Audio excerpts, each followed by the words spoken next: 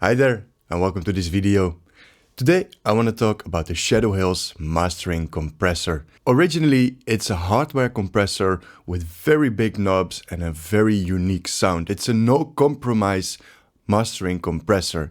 Now its legacy lives on in the plugin version with equal success. In this video I will first go over what is the plugin, what does it do, what are the knobs. In the second part I want to go a little bit deeper, covering the workflow, some critiques raised by the community and my own experience in using it. To start the overview of the Shadow Hills Mastering Compressor, what exactly is it? The Shadow Hills Mastering Compressor is, as the name says, a mastering grade compressor. It has two compression stages, a discrete stage and an optical stage. It has sidechain functionality and it has a saturation section. The plugin, like the hardware, can be used in stereo or dual mono. When you open the plugin, you are greeted by quite a convoluted user interface. To break down its elements and which knobs belong to each other, let's move into Microsoft Paint to get a better visualization. This is the plugin. As I said, there are big knobs and it looks very convoluted. To make the first distinction, you can roughly divide the entire plugin in half. Beautiful line. So you have the left part and the right part. These are a mirror image of each other. In stereo, which you'll probably only be using in the box, in the DAW, you only have to look at this side of the plugin, so you can forget about this one. Makes it already a lot easier. Before I start talking about the actual compressor itself, let's have a look at the metering options available. So the metering options is like a roughly this area, these knobs, and the VU meters, of course, are the metering section. There is another section below here, but we'll get to that one in a minute. I just said that it was a mirror image of each other, except for the metering section. On the left here, you have three lights that can turn on by turning this knob: optical, discrete, and output. These three options refer to this VU meter. These three here refer to this VU meter. So if you want to see the optical gain reduction, and this is the optical compressor, then you can see that here. If you want to see the discrete compressor gain reduction in the right VU meter, you have to put it on discrete. If you want to see the output, the total output volume, you can change it to output. One addition, if you click on the VU meter, there's a pop-up. This provides some information, but you can also change the VU reference level. Moving back to the small green eye here, it's called the magic eye, and it displays the peak level output. Now for the actual compression. As I said, there is an optical and a discrete compressor. The optical compressor can be found here. It only contains three knobs, well, two for the compression, one to turn it off. There is a threshold control and there is a gain control. You don't have an attack, release, or ratio. The ratio is set to 2:1. One addition for the optical threshold: the release is a dual stage release. The first part of the release is quite rapid and the rest is quite slow release. The use of this optical compressor is really to do a bit of light compression. It doesn't have any capabilities to go really sculpting the sound in any profound way. That's what the discrete compressor is for. So I would view it as shaving off some peaks and making the whole sound a bit rounder before you go and slam it with the discrete. Now for the discrete compressor, it's a bit more complicated. It has a bit more knobs. And it's this section here. The threshold, attack, and gain knob work like you expect. But there is some additional information for the ratio and for the release. As I said just now, for the optical compressor, there's a dual stage release. There is actually a dual stage release for the discrete compressor as well. It says here very small dual. So this has a similar two-step release as the optical compressor. For the discrete ratio, there's a few options and one called flood. The flood is a 20:1 ratio, really hammering down on the signal. Then I mentioned there is a sidechain option. Here you can see the sidechain. You can either put it in or out. By default, it is set at 90 Hz. However, this is what the manual doesn't tell you. In the top right, there is the Brainworks or the Plugin Alliance ribbon with a SC filter. It's set at 90 Hz, but you can increase it, and it does affect the sidechain cutoff for the plugin itself. And now for the last and maybe even most important section. It's very small, but it's very significant. It's the saturation section in this plugin. This is also what the hardware is pretty much most known for. It's harmonic distortion. There are 3 modes: nickel, iron, and steel. Instead of explaining what they do, I will show you in Plugin Doctor the frequency response so you can see for yourself. Here we are looking at the frequency response for the nickel setting. There's a very slight roll-off until like 10 Hz, so not that influential, but there is a small boost, or let's take 20 Hz up until about 6 to 7K, and then it starts rolling off back to a neutral 0 dB response. When we move to the iron one, you can see there's a much steeper roll-off until 20 Hz. But there's also a slight roll-off really in the high frequencies. That can either be a good thing because it rolls off some sharp transients, some sharp S's, but it's likely not significant enough to notice in a mix situation. But in a master, this is important to know that it does this. So it's a small trade-off or very beneficial. And then the last mode, it has more of a boost along the entire range, with a roll-off again on the high end and a slighter roll-off on the low end. I would view the 3 modes as the top one is the least saturating to the most saturating. There is one caveat, let's say, in using this compressor. You can turn off all sections except the saturation.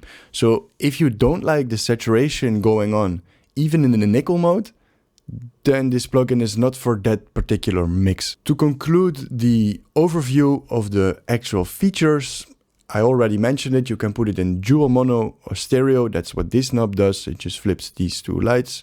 And lastly, there is a hardware bypass, bypassing the entire plugin. It's actually the same as the on-off knob in the Plugin Alliance ribbon. With this overview, it's clear this plugin is a powerhouse. It has 2 compressors packed into one, sidechain functionality, very tasteful saturation, but is it really that practical and good to use in practice? How is the workflow? And what are the critiques raised by the community then? Perhaps the most obvious one, it already shown through a little bit, it's its very mediocre user interface. For the hardware itself, it makes very much sense. The bigger the knobs, the easier it is to turn, and the knobs are stepped, so you can really reset the settings when you go back and forth to versions of a mix or recall a mix.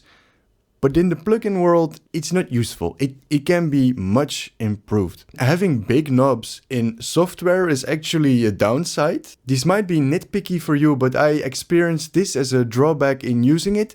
Because the knobs are so big on your screen, you have to move further to change settings, and then getting a fair comparison while you have to do all the mouse clicking and all the stuff, it's not convenient. It doesn't work in a smooth way. Let's say if you have an EQ, like a FAB filter, you can dial in things very fast and get a fair comparison.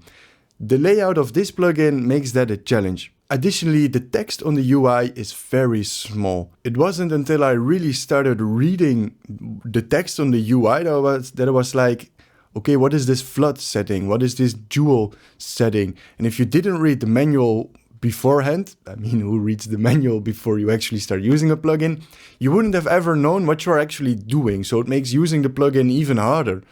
And then when you have a nice setting, you tweak it a little bit more and they're like, which value was I on? I couldn't read it easily because there's also no visual representation of a number that starts dialing back and forth. It's really based on what the UI tells you, and it's illegible. So that makes it quite a chore to use in practice. Moving back to the argument that it's difficult to get a fair comparison. When you tweak the settings, the gain or the ratio or whatever, it has a big impact on the sound. The volume gets increased or decreased drastically, so you need to keep bypassing the entire plugin, moving your mouse to another button somewhere to really get a fair comparison. And the travel distance, it just adds up. A solution to this would be rather easy in a plugin version, and it would be to have at least the option of an automatic gain control. It might not be true to the hardware anymore, but it would make the user experience a lot easier. But this is actually not the only plugin that I have this critique with, and that many people have this critique with. For example, White Sea Studio, he mentioned on the HT2 black box that it's a brilliant plugin, but very impossible to use, because on the hardware you can twist two knobs at the same time.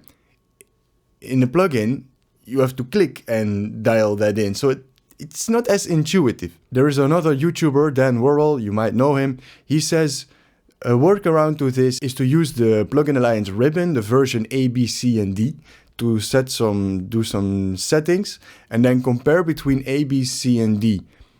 It's a solution, but it's a workaround. It's not really a convenient way of working. The reason that I specifically mention this is because it's very easily solved. I mean, Plugin Alliance, it's a software company. They can implement this within a day. Please make our life easier. Thank you. The second issue I have with this plugin might be a very personal issue. It's called a mastering grade compressor. However, I don't feel like it's actually that suited on a master bus. It's more suited on bus channels. As I said, the discrete compressor, it's just too heavy-handed for a master bus. While it is down to your ears and your proficiency in using it, Plugin Alliance is also very much focused on selling stuff to amateurs, to people just doing it for a hobby. Imagine they sell you this mastering grade compressor, you think, wow, this will bring my mix to the next level. You start using it, it gives you bad results, because it's smashing your entire mix, and you're like, I'm not good, or they sold me some crap. It's more a point of marketing that I'm critiquing right now. I mean, we need to be clear to the customer. There needs to be a good value proposition for the customer, and this is not necessarily clear. My solution to this would be if they included some more information in the manual, because there is a lot not in the manual. It's a lot down to just trial and error. And when you buy a product, you'd expect a little bit more guidance on some settings they prefer or something like that. This is of course my personal view, and I would really love to hear what you think about this topic in the comments. Let me know. To compound the fact that the hardware translation into the plugin is not necessarily a good one, Plugin Alliance could take more liberty in improving the layout and improving the workflow. For example, get rid of the dual mono. If you want to have this compressor on 2 channels, you load it twice. I mean, computers can do that. Please replace the dual mono mode for a mid-side compression.